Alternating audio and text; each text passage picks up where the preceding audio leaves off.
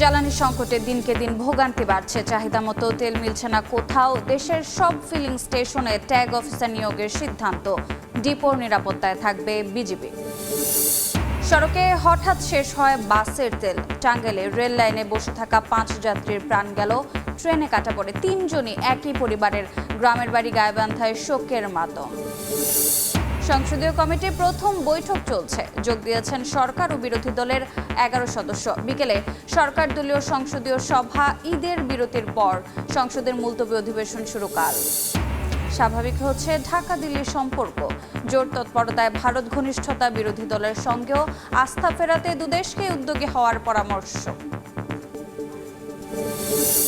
এবং নতুন সরকার শপথ নেয়ার পর তিনি নেপালের সাবেক প্রধানমন্ত্রী ওলি ও স্বরাষ্ট্রমন্ত্রী রমেশ লেখক গ্রেফতার, গত বছর জেনজি বিক্ষোভ দমন অভিযানে জড়িত থাকার অভিযোগ।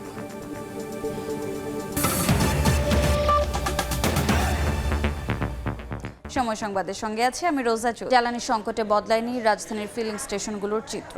কোথাও কোথাও বন্ধ রাখা হয়েছে পাম্প, কোথাও খোলা থাকলেও তেল মিলছে না। তেল মিলছে, চাহিদার কম। সকাল থেকে দীর্ঘ লাইনে দাঁড়িয়ে তেল নিচ্ছেন গ্রাহকরা, এতে চরম ভোগান্তিতে মানুষ। সরকারের পক্ষ থেকে পরিস্থিতি স্বাভাবিক বলা হলেও কেন চাহিদা মতো তেল পাওয়া যাচ্ছে না, এ নিয়ে অভিযোগ ক্রেতাদের। আর ডিপো থেকে পর্যাপ্ত তেল না পাওয়ার দাবি করছেন পাম্প সংশ্লিষ্টরা। পরিস্থিতি নিয়ন্ত্রণে আজ থেকে দেশের সব ফিলিং স্টেশনে ট্যাগ অফিসার নিয়োগের সিদ্ধান্ত নিয়েছে সরকার। ঢাকা ও চট্টগ্রামে নিয়োগ দেবে বিপিসি, আর জেলা উপজেলা পর্যায়ে নিয়োগ দেবে স্থানীয় প্রশাসন। এছাড়া দেশের বিভিন্ন স্থানে তেলের ডিপোগুলোতে বিজিবি মোতায়েনের সিদ্ধান্ত নিয়েছে সরকার।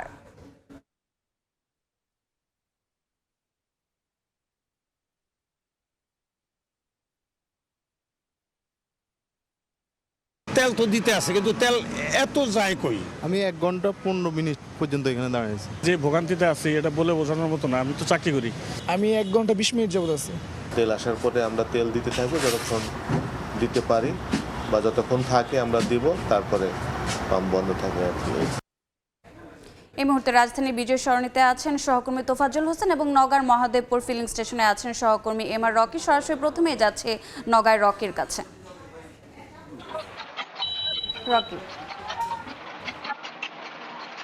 পেট্রোল, ডিজেল, অকটেন এই তিনটি জ্বালানিরই আসলে এই মুহূর্তে সংকটের কারণে আমরা দেখছিলাম ফিলিং স্টেশনগুলোতে যে পরিমাণ তেল দেওয়া হচ্ছে, সেই তেলের বিপরীতে দীর্ঘ লাইন, কোথাও আধা কিলোমিটার, কোথাও তার চেয়েও বেশি এই দীর্ঘ লাইন সকাল থেকেই আমরা দেখছিলাম। বিশেষ করে আসলে যারা বাইকার রয়েছেন তারাই মূলত এই তেল সংগ্রহের জন্য এই মুহূর্তে ফিলিং স্টেশনগুলোতে দৌড়াচ্ছেন এবং সংগ্রহের জন্য সকাল থেকে এসে ভিড় করছেন। এবং স্টেশনগুলোতে আসলে রেশনিং পদ্ধতিতে এই তেল দেওয়া হচ্ছে, 200 টাকা বা 100 টাকা কোথাও দেওয়া হচ্ছে। এবং তারা বলছেন যে আসলে যে পরিমাণ বরাদ্দ তারা পেয়েছেন, সেই বরাদ্দের অনুকূলে আসলে একটা বন্টনের মাধ্যমে এই প্রক্রিয়াটি এই মুহূর্তে চালিয়ে যাচ্ছেন। এবং আসলে এখানকার যারা ফিলিং স্টেশন তারা বলছেন যে আসলে যে পরিমাণ তেলের চাহিদা রয়েছে, চাহিদার বিপরীতে কিন্তু আসলে অনেকেই বাড়তি মজুদের জন্য কিন্তু এই ফিলিং স্টেশনগুলোতে ভিড় করছেন। ফলে এক ধরনের প্যানিক তৈরি হয়েছে এবং এই প্যানিকে আসলে গুজবের মতো করে তারা দেখছেন। অনেকেই বাসা বাড়িতে নিয়ে গিয়ে তেল সংগ্রহ করে রাখার অভিযোগও কিন্তু মিলছে। এবং এই ক্ষেত্রে আসলে একটা এখানকার যারা বাইকার বা এখানকার যারা ফিলিং স্টেশন তারা বলছেন যে হঠাৎ করে এই যে বাড়তি তেলের যে চাহিদা, এই চাহিদাটা মূলত এক ধরনের অতিরিক্ত মজুদ প্রক্রিয়ারই একটি প্রভাব এসে পড়েছে ফিলিং স্টেশনগুলোতে। এবং ফিলিং স্টেশন কর্তৃপক্ষের দিক থেকে যেটি বলা হচ্ছে যে জেলায় আসলে যে পরিমাণ তেলের চাহিদা তার চেয়ে তারা কিছুটা কম পাচ্ছেন। এবং এই কম পাওয়াটাকে আরেক দফা কিন্তু যারা বাইকার রয়েছেন, যারা জ্বালানি সংগ্রহের জন্য এই ফিলিং স্টেশনগুলোতে আসছেন, তাদের দিক থেকে এক ধরনের সকাল থেকে একটা দীর্ঘ প্রতীক্ষা করছেন। এবং আমরা দেখছিলাম যে এখানে আমরা রয়েছি নওগাঁ সতীহাট এলাকা, সকাল থেকে হাজারের উপরে কিন্তু বাইকার এই স্টেশনগুলো ভিড় করছেন। জেলায় 56টির ছোট বড় যে ফিলিং স্টেশন রয়েছে, এই ফিলিং স্টেশনগুলোতে আসলে 56টির মধ্যে প্রায় 40টি ফিলিং স্টেশন এই মুহূর্তে তেল বন্ধ রেখেছে। যে দু একটি ফিলিং স্টেশনে তেল দেওয়া হচ্ছে সেখানেই কিন্তু এরকম বাড়তি এই বাইকারদের বা তেল সংগ্রহের একটি লড়াই আমরা লক্ষ্য করছিলাম। আমরা তেলের এই আরো খবর জানবো, রাজধানীতে রয়েছেন তোফাজ্জল হোসেন, জানাবেন সেখানকার সার্বিক এই জ্বালানি সংকটের খবর। এখন রাজধানীর বিজয় সরণির ট্রাস্ট ফিলিং স্টেশনের সামনে এখানে সকাল ভোরবেলাতেই তেল শেষ হয়ে গিয়েছিল এবং তখন থেকেই মোটরসাইকেল এবং ব্যক্তিগত গাড়িগুলো সিরিয়ালে দাঁড়িয়ে আছে এবং তারা তেলের অপেক্ষা করছে। এখন দুপুর 12টা বাজে এইমাত্র একটি তেলের গাড়ি এখানে এসে পৌঁছেছে, যেটি থেকে তেল নেওয়ার পর হয়তো আরও 1 ঘন্টা সময় লাগবে, তারপর তেল দেওয়া শুরু হবে। বিগত 6-7 ঘন্টা ধরেই অপেক্ষায় ছিল চালকরা। তারা প্রয়োজনীয় তেল সংগ্রহের জন্য এসেছে এখানে এবং ভোর থেকে অনেকে অপেক্ষা করছেন এবং তারা বলছেন যে অনেকেরই স্কুল কলেজ চালু হয়েছে বাচ্চাদের, সেই জন্য তারা বাচ্চাদের স্কুলে আনা নেওয়ার জন্য তাদের এখন তেলের প্রয়োজন এবং গাড়ি সচল রাখা প্রয়োজন। কারণ এর আগে যে রমজানের সময়ে যে ক্রাইসিস তৈরি হয়েছিল সেই ক্রাইসিসের সময় তারা অনেকেই আসেননি। এখন যখন তাদের বাচ্চাদের স্কুলের সময় হয়েছে তখন তারা আসলে গাড়িতে তেল পর্যাপ্ত পরিমাণ নিতে চাচ্ছেন এবং প্রতিদিন যাতে তাদের আসা না লাগে বা 2 দিন পর পর আসা না লাগে সেজন্য তারা ট্যাঙ্কি ফুল করে চাহিদা মতো তেল নিতে চাচ্ছেন। তবে সেটি আদৌ সম্ভব হবে কিনা সে বিষয়ে অনিশ্চয়তা রয়েছে।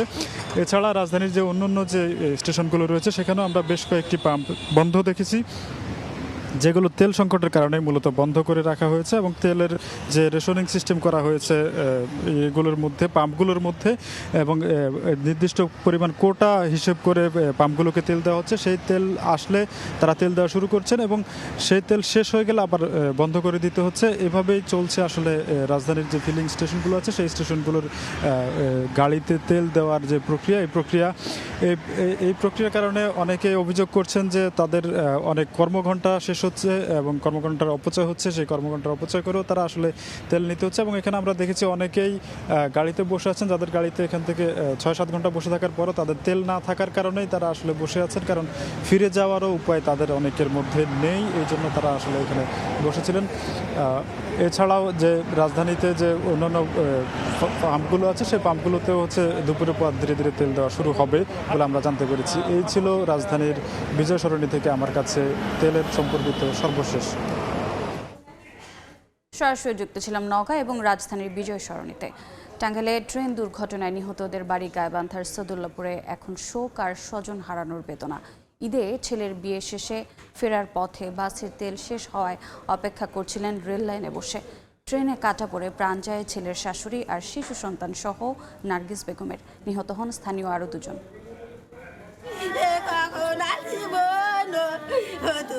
সন্তানের বিয়ের আনন্দ মুহূর্তেই রূপ নিল বিষাদে। গাইবান্ধায় দুর্ঘটনায় নিহতদের বাড়ি বাড়ি এখন স্বজন হারানোর হাহাকার। স্থায়ী বাড়ি না থাকায় ভাইয়ের বাড়িতে বড় ছেলে নাইমের বিয়ের অনুষ্ঠান করেন নার্গিস বেগম। অনুষ্ঠান শেষে কর্মস্থলে ফিরছিলেন ছোট ছেলে নীরব ও বড় ছেলের শাশুড়ি দোলা বেগমকে সঙ্গে নিয়ে, কিন্তু গন্তব্যে পৌঁছানোর আগেই পড়েন মর্মান্তিক দুর্ঘটনায়। টাঙ্গাইলের কালীহাতি এলাকায় বাসের জ্বালানি শেষ হয়ে যায়। অপেক্ষায় বসেছিলেন রেল লাইনে, সেখানেই ট্রেনে কাটা পড়ে প্রাণ হারান নার্গিস, তার শিশু সন্তান নীরব, দোলা বেগম সহ একই এলাকার সুলতান ও দীপা আক্তার। ঈদের আনন্দ মুহূর্তেই পরিণত হয় গভীর শোকে। গাড়ির তেল নাই, রাস্তার মধ্যে থামছি, আমরা নামলো নামো নামে আবার তাড়াতাড়ি ওঠেন, ওই যে নামছি আর ওঠেন।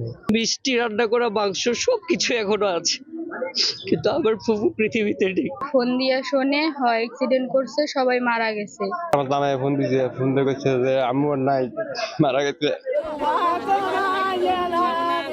শনিবার সকালে নিহতদের মরদেহ পৌঁছায় গাইবান্ধার ধাপেরহাট ইউনিয়নের নিজপাড়া গ্রামে। অন্যদিকে দোলা বেগমের মরদেহ দাফনের জন্য নেওয়া হয় একই ইউনিয়নের বোয়ালিদহ গ্রামে। হেদায়েতুল ইসলাম বাবু, সময় সংবাদ, গাইবান্ধা। টাঙ্গাইলের ট্রেনে কাটা পড়ে নিহত 5 জনের বাড়ি গাইবান্ধার সাদুল্লাপুরের নিজপাড়া গ্রামে। সেখান থেকে যুক্ত হচ্ছেন সহকর্মী হেদায়েতুল ইসলাম বাবু। সরাসরি যাচ্ছে তার কাছে। বাবু,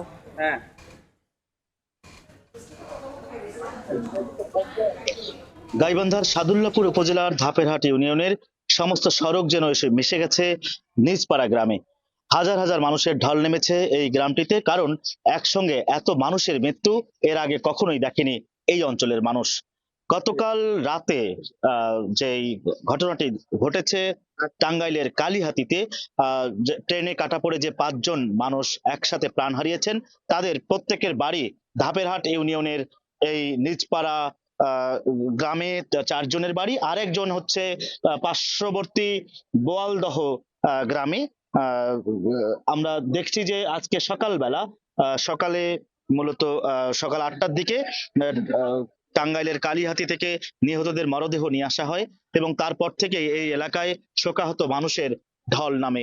স্বজনদের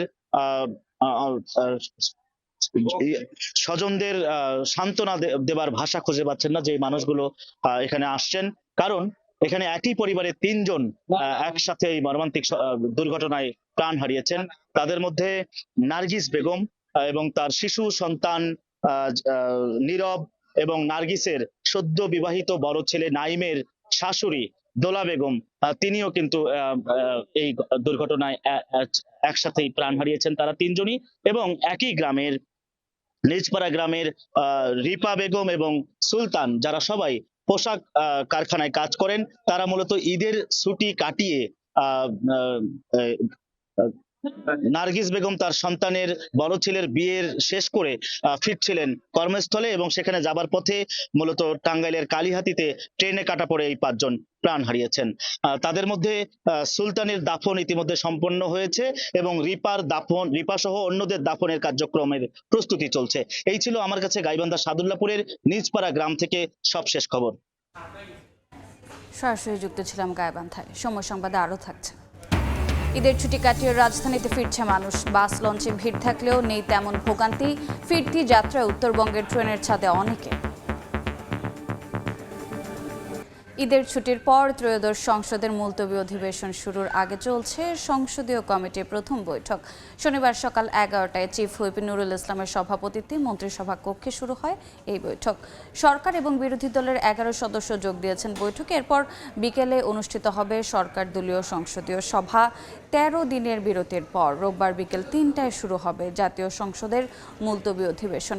প্রথম অধিবেশন চলবে এপ্রিল মাস জুড়ে, যেখানে রাষ্ট্রপতির ভাষণের ওপর সাধারণ আলোচনা এবং অন্তর্বর্তী সরকার প্রণীত 133টি অধ্যাদেশ নিয়ে সিদ্ধান্ত নেয়ার কথা রয়েছে। ঠিক আছে, শুনতে পাচ্ছি। ঠিক আছে। কেমন আছেন?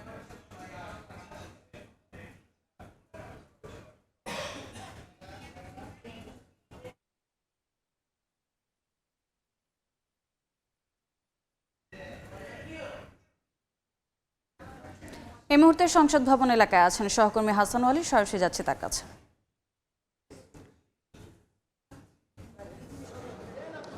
কিছুক্ষণ আগেই শুরু হয়েছে ত্রয়োদশ জাতীয় সংসদের সংসদ কমিটির প্রথম বৈঠক।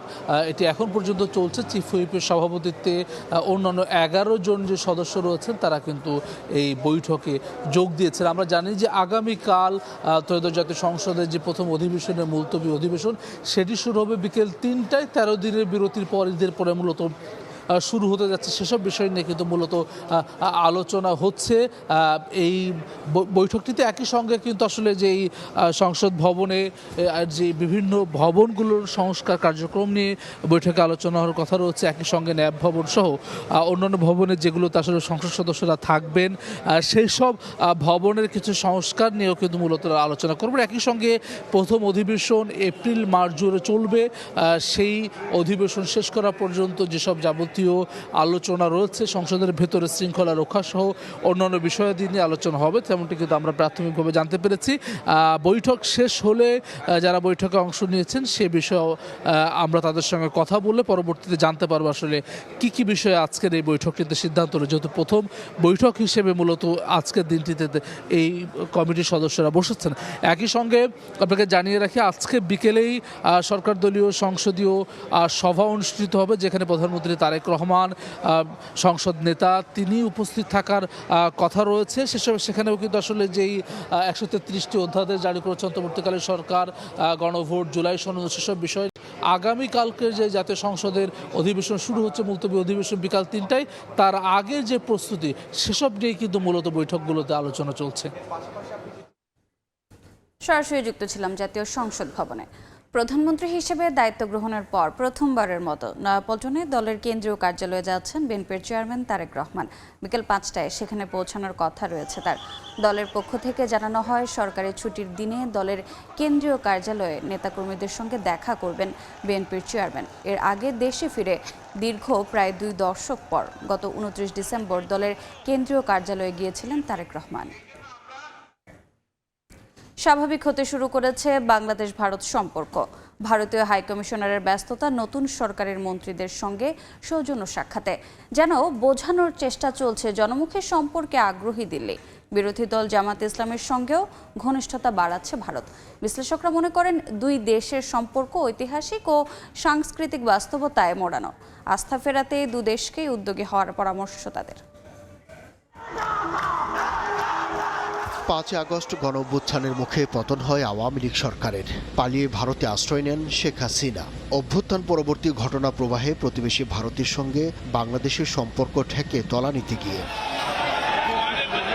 দিল্লিতে দূতাবাসে হামলা সহ নিষেধাজ্ঞা আসে ব্যবসা বাণিজ্যে এবং ভিসায়। তবে ভারত সবসময় বলে আসছিল নির্বাচনের পর সবকিছু নতুন করে শুরু করবে তারা। সেই তৎপরতাও দৃশ্যমান। প্রতিদিনই কোনো না কোনো মন্ত্রণালয়ে যাচ্ছেন ভারতের হাইকমিশনার, সাক্ষাৎ করছেন সংশ্লিষ্ট মন্ত্রীর সঙ্গে, আশ্বস্ত করার চেষ্টা করছেন আগের মতো দল নির্ভর সম্পর্কে ফিরবে না তারা। আর সেই কারণেই বিরোধী দল জামায়াত ইসলামের সঙ্গেও ঘনিষ্ঠতা বাড়াচ্ছে ভারত। এখন তারা বলছে যে জনগণ কেন্দ্রিক সম্পর্ক করবে, বলছে বহুদিন ধরেও তারা বলছে, গত 1.5 বছরই আমরা শুনলাম। এখন কথা হচ্ছে যে সেটা ডেলিভারি কী হবে সেটা দেখা দরকার। ভারত হয়তো বুঝতে পেরেছে যে কোনো একটা পার্টিকুলার গভর্নমেন্টকে সাপোর্ট করলে এইটা ওভার টাইম একটা সাস্টেনেবল একটা সম্পর্ক হয় না। এই উইজডমকে আমি সাধুবাদ জানাই। বিশ্লেষকরা মনে করেন ভারতের সম্পর্ক অনেক সময় বিগ ব্রাদার ইমেজে আটকে যায়। জনমুখী সম্পর্ক চাইলে ভিসা, বাণিজ্যে ভারসাম্য, সীমান্ত হত্যা ও পানি বন্টনের মতো ইস্যুতে বাস্তব অগ্রগতি দেখাতে হবে তাদের। গঙ্গার পানি বন্টন চুক্তি, সেই চুক্তিটা এই বছরই শেষ হয়ে যাচ্ছে। সেই চুক্তিকে পুনর্নবায়ন করার যে একটা বিষয় এখানে থাকবে, সেই বিষয়টাতে সরকার কিভাবে কূটনৈতিক প্রয়াস চালাতে পারে সেটা একটা বিষয় রয়েছে। বিশ্লেষকরা মনে করেন দল নির্ভর সম্পর্ক কতটা বিপজ্জনক ভারত তা টের পেয়েছে। এমনকি দক্ষিণ এশিয়ায় ভুটান ছাড়া কারো সঙ্গে সম্পর্ক ভালো নেই দেশটির। বিএনপি সরকারের সঙ্গে ভারত আস্থার সম্পর্ক গড়বে নাকি পুরনো সংশয়ের দেয়ালে আটকে যাবে তা হয়তো সময়ই বলে দেবে। আব্দুল্লাহ শাফি, সময় সংবাদ, ঢাকা। ঈদ উদযাপন শেষে ঢাকায় ফিরছেন কর্মজীবীরা। বিস্তারিত জানাতে এই মুহূর্তে কমলাপুর রেল স্টেশনে আছেন সহকর্মী নাজমুস সালেহ এবং গাবতলী বাস টার্মিনালে আদনান তুর্য। সরাসরি প্রথমে যাচ্ছি নাজমুস সালেহের কাছে। সালেহ, এই মুহূর্তে আসলে কমলাপুর রেল স্টেশনের কোনো প্ল্যাটফর্মে ঢাকার বাইরে থেকে আসা কোনো ট্রেন নেই, যে কারণে এখন কিছুটা ফাঁকা। কিন্তু সকাল থেকে আমরা দেখেছি যে ট্রেনগুলো এসেছে, প্রতিটা ট্রেনেই আসলে যাত্রী ভর্তি করে এসে কমলাপুর রেল স্টেশনে থেমেছে। বিশেষ করে উত্তরবঙ্গের ট্রেনগুলো যখন ঢাকায় ছেড়ে মানুষ নারীর টানে বাড়ি ঈদ উদযাপন করতে, প্রিয়জনের সঙ্গে আনন্দ ভাগাভাগি করতে ঢাকা ছেড়েছিল, তখন দেখেছিলাম আমরা প্রত্যেকটি ট্রেন আসলে উপচে পড়া ভিড় ছিল। ছাদে, বাফারে, ট্রেনের জানালায় মানুষ ভ্রমণ করেছেন ঝুঁকি নিয়েই। ঠিক একইভাবে ট্রেনগুলো যখন ফিরে আসছে, উত্তরবঙ্গের ট্রেনগুলোতে আমরা একই রকম চিত্রই আসলে দেখতে পাচ্ছি। বিশেষ করে সকাল থেকে Rangpur express, Burimari express, Nilsagar express সহ অন্য যে ট্রেনগুলো ফিরে এসেছে প্রতিটিতেই ছাদ ভর্তি মানুষ আমরা দেখেছি এবং প্রতিটি ট্রেনেই আসলে ছিল উপচে পড়া ভিড়। তবে যাত্রাপথে উত্তরবঙ্গের ট্রেনের শিডিউল কিছুটা ঠিক থাকলেও এখন ফিরতি পথে এসে কিন্তু সেটি মোটামুটি বলা চলে ভেঙে পড়েছে। কারণ সকাল থেকে আমরা দেখতে পাচ্ছি যে প্রতিটি ট্রেনই আসলে 2 থেকে 3 ঘন্টা করে বিলম্ব হয়েছে। বিশেষ করে রংপুর এক্সপ্রেস 3.5 ঘন্টা বিলম্ব হয়েছে।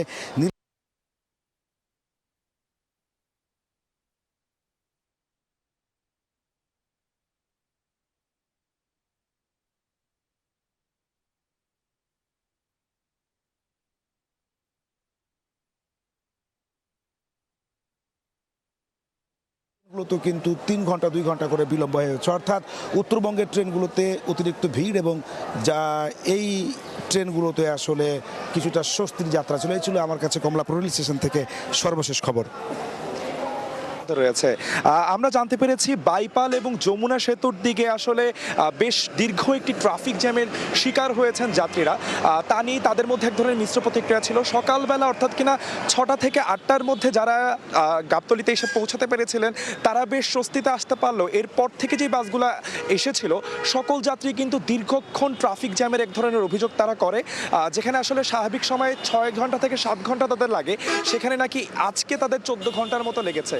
সব মিলে আসলে গাবতলী বাস টার্মিনালে এখনও কিন্তু বেশ যাত্রীদের একটি ভিড় আমরা দেখতে পাচ্ছি। দূরপাল্লার বাস যেমন আসছে তেমন সেখান থেকে নেমে সরাসরি যাত্রীরা যে লোকাল বাসে ওঠার যে তাড়াটা তাও কিন্তু আমরা দেখতে পাচ্ছি। এই স্থানে যেমন লোকাল বাস রয়েছে, একই সাথে সাথে সিএনজি এবং ব্যাটারি চালিত রিক্সা, তাদেরও বেশ একটি ভিড় কিন্তু এই গাবতলী বাস টার্মিনাল থেকে সরাসরি সোজা টেকনিক্যাল মোড় পর্যন্ত একটি ট্রাফিক জ্যামের সৃষ্টি করেছে।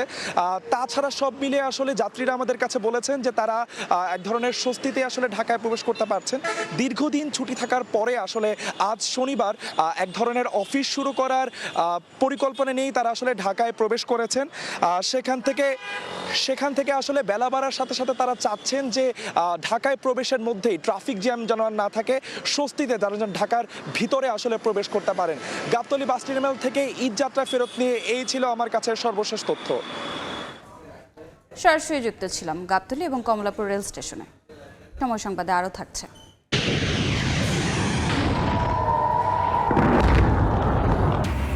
ইসরায়েলে ব্যাপক ক্ষেপণাস্ত্র হামলা, ইরানের পরমাণু বিদ্যুৎ কেন্দ্রে আক্রমণ, চড়া মূল্যের হুঁশিয়ারি আরাকচির, কয়েক সপ্তাহের মধ্যে যুদ্ধ শেষের আশা রবিউর।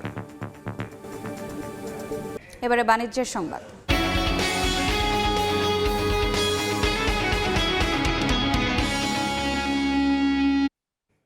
ঈদ উৎসবে চাঙ্গা পর্যটন অর্থনীতি। 21 থেকে 27 মার্চ এই 7 দিনে কক্সবাজার সমুদ্র সৈকতে ভ্রমণ করেন 6 লাখের বেশি পর্যটক। বাণিজ্য হয়েছে 600 কোটি টাকার বেশি। মোহাম্মদ ফরাজের ছবিতে সুজাউদ্দিন রুবেলের রিপোর্ট। ঈদের টানা ছুটির সঙ্গে যুক্ত হয় স্বাধীনতা দিবস ও সাপ্তাহিক ছুটি। দেশের বিভিন্ন প্রান্ত থেকে আসা পর্যটকদের ঢল নামে সমুদ্র সৈকতে। কক্সবাজারের লাবণী, সুগন্ধা ও কলাতলি পয়েন্ট সহ পুরো সৈকত জুড়ে ছিল উপচে পড়া ভিড়। বিপুল সংখ্যক পর্যটকের আগমনে ব্যস্ত সময় পার করছেন ব্যবসায়ীরা। এক মাস পরে আবার আগের মতো আপনার রূপটা ফিরে আসলো, ভালোই বেচা কেনা হচ্ছে। টানা ছুটিতে সাগর পাড়ের 5 শতাধিক হোটেল, মোটেল ও রিসোর্টের কক্ষ ছিল শতভাগ বুকিং। ভালোই একটা রেসপন্স পেয়েছি। সংশ্লিষ্টরা বলছেন, সরকারি ও বেসরকারি খাতে সমন্বিত উদ্যোগ গ্রহণ করা গেলে ভবিষ্যতে এই খাতে প্রায় 1200 কোটি টাকার ব্যবসার সম্ভাবনা রয়েছে। এই টার্নওভার এই মুহূর্তে আপনার 600 কোটি টাকার বেশি হবে বলে আমরা ধারণা করছি। গত 6 দিনে সমুদ্র স্নানে প্রায় 7.5 লাখ মানুষকে লাইফগার্ড সেবার আওতায় আনা হয়েছে। সুজাউদ্দিন রুবেল, সময় সংবাদ, কক্সবাজার। পুলিশকে কোনো বিশেষ গোষ্ঠীর লাঠিয়াল বানাতে চায় না সরকার। বাহিনীটিকে স্বাধীন ও শক্তিশালী করতে পুলিশ সংস্কার কমিশন কাজ করছে বলে জানিয়েছেন স্বরাষ্ট্রমন্ত্রী সালাউদ্দিন আহমেদ। সকালে রাজশাহীর সারদায় 43তম বিসিএস-এর শিক্ষানবিশ সহকারী পুলিশ সুপারদের প্রশিক্ষণ সমাপনী কুচকাওয়াজে অংশ নিয়ে তিনি কথা বলেন। প্রধান অতিথি হিসেবে কুচকাওয়াজের অভিবাদন গ্রহণ করেন তিনি। বক্তব্যে স্বরাষ্ট্রমন্ত্রী জানান, বর্তমান পোশাকে পুলিশ বাহিনী সন্তুষ্ট নয়, তাদের ঐতিহ্যবাহী কোনো একটি পোশাকে ফেরাতে সরকার কাজ করছে। পুলিশ কর্মকর্তাদের পেশাদারত্ব, আন্তরিকতা, নিষ্ঠার সঙ্গে দায়িত্ব পালনের আহ্বান জানান স্বরাষ্ট্রমন্ত্রী।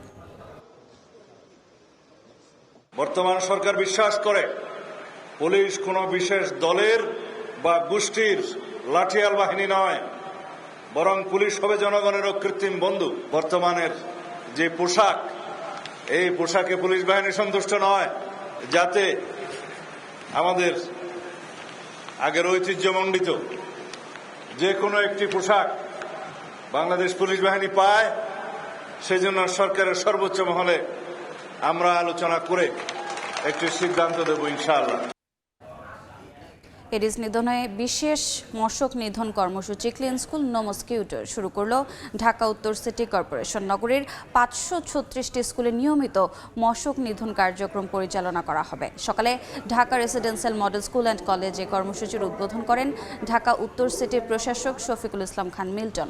তিনি বলেন, প্রায় 1 মাস স্কুল কলেজ বন্ধের পর শিক্ষার্থীরা আবার ক্লাসে ফিরছে।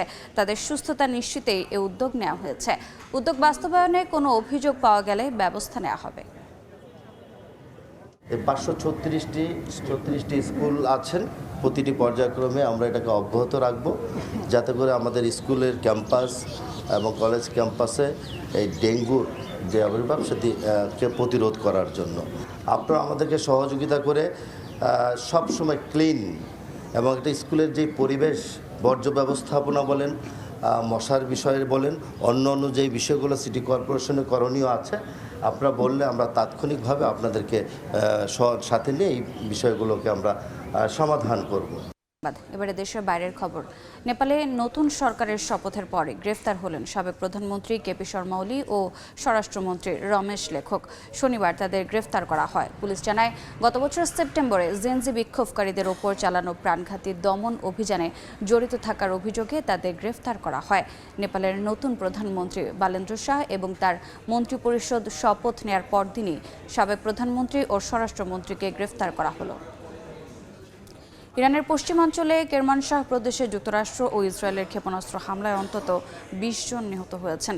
কোম শহরেও আক্রমণ চালিয়েছে তেল আবিব। এসব হামলার পর ইসরায়েলকে চড়া মূল্য দিতে হবে বলে হুঁশিয়ারি দিয়েছেন ইরানের পররাষ্ট্রমন্ত্রী আব্বাস আরাগচি।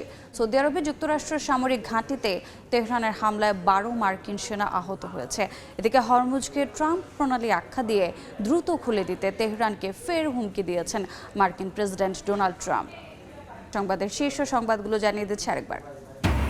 জ্বালানি সংকটে দিনকে দিন বাড়ছে ভোগান্তি। চাহিদা মতো তেল মিলছে না কোথাও। সব ফিলিং স্টেশনে ট্যাগ অফিসার নিয়োগের সিদ্ধান্ত। ডিপোর নিরাপত্তায় থাকবে বিজিবি। সড়কে হঠাৎ শেষ হয় বাসের তেল। টাঙ্গাইলে ট্রেনে কাটা পড়ে প্রাণ গেল রেল লাইনে বসে থাকা 5 যাত্রী, 3 জনই এক পরিবারের। গ্রামের বাড়ি গাইবান্ধায় শোকের মাতম। এবং সংসদীয় কমিটির প্রথম বৈঠক, সরকার ও বিরোধী দলের 11 সদস্যের অংশগ্রহণ। বিকেলে সরকার দলীয় সংসদীয় সভা। সংসদের মুলতবি অধিবেশন শুরু কাল।